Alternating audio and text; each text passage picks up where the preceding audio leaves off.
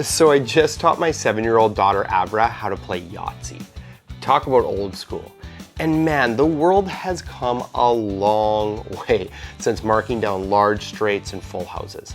These days we've got all kinds of rolling rights, flipping rights, drafting rights, flicking rights. It's a lot. Basically, if you can verb it, you can write it.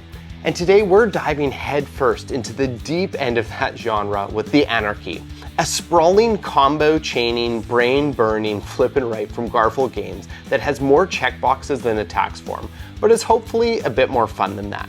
The Anarchy is designed by Bobby Hill and is published by Garphill Games. It's for 1 to 4 players, and it will probably last you 1.5 to 2.5 hours to play.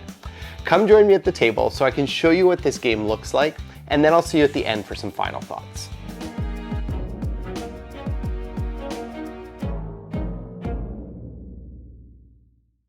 Before I get to the moment you've been waiting for, I wanted to tell you about the Sell Trade program at Noble Knight Games. Now, as gamers, we all have games that are cluttering our shelves that we either don't have the right group for or might even not like it.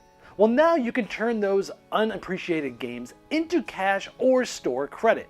Noble Knight Games buys thousands of games and gaming products. It's easy to send them a list of the games that you'd like to sell or trade.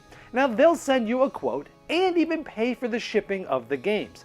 Get treated and paid like royalty while you sit back and collect cash or store credit. To get started, click the link in the description of this video or in that upper right corner there, and then click the Sell Trade button.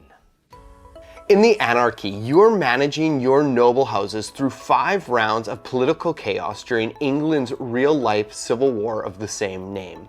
Each player gets 2 massive sheets, one for your overall kingdom and another to track your leadership skills. And each round you'll be filling in spaces, triggering bonuses, and chaining actions together like a medieval domino rally.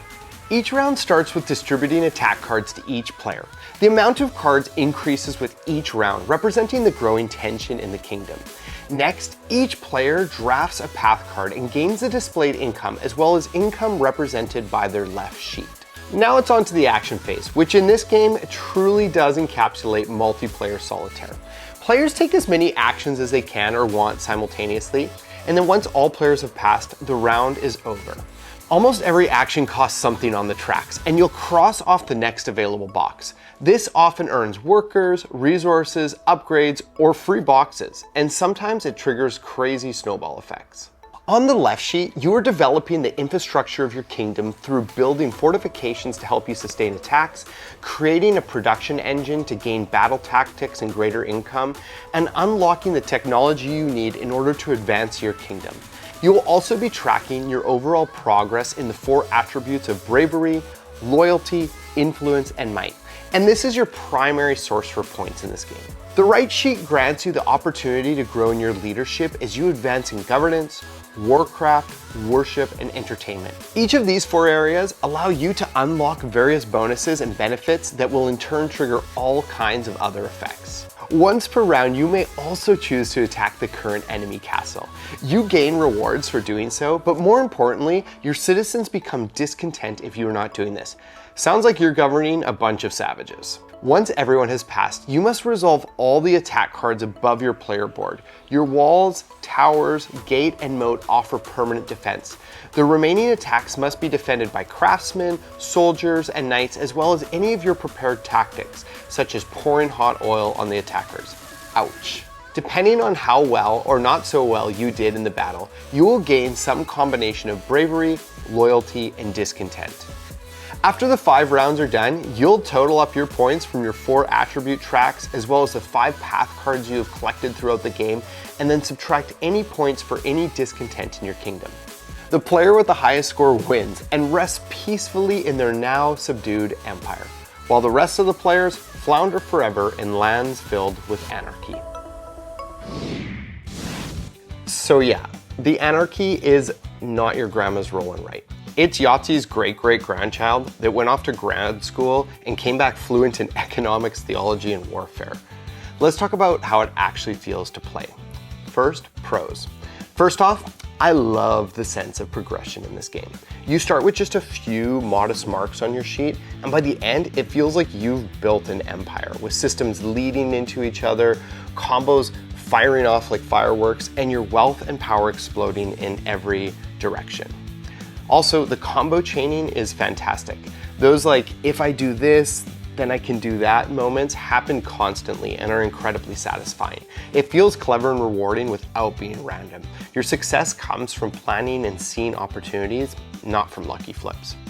I also appreciate how the dual sheets make you feel like you're managing two interlocking engines, your personal house and the larger kingdom. It gives the game a grand scope that feels epic for a flip and right. Lastly, while the Anarchy looks intimidating at first, the turn structure is actually pretty simple. So once you've got your footing, the flow of play is smooth and quick. Plus those variable setups, difficulty levels, and scenarios really help extend replayability.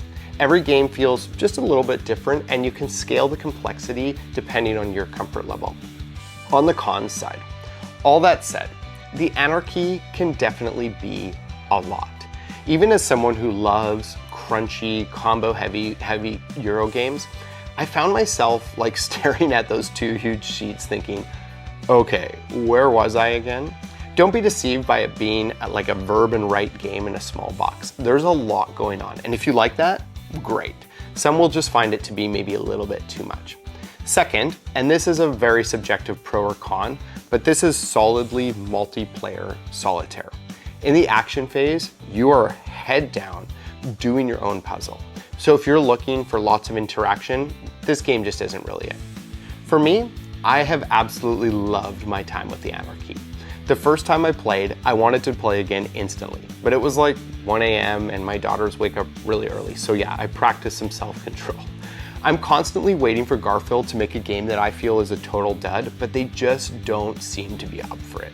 The Anarchy hits that beautiful intersection of puzzle, progression, and payoff, where every turn feels like it matters and every choice pushes your engine just a little bit further. It's the kind of game that makes you lean forward, squint your eyes at your sheet and mutter, okay, if I could just get one more resource. All right, this was a tough, like, for fans of section for me to make for this game, but I think I would recommend this game if you are into Hadrian's Wall, which is this game's predecessor, Twilight Inscription, Planet Unknown, or even Carnegie. Basically, if you like crunchy Euros and epic roll and writes, or insert word here and writes, this game will probably be right for you. I'm Ryan from the Game Boy Geek, helping you find and enjoy the next great game you're going to love. Thank you so much for joining me today.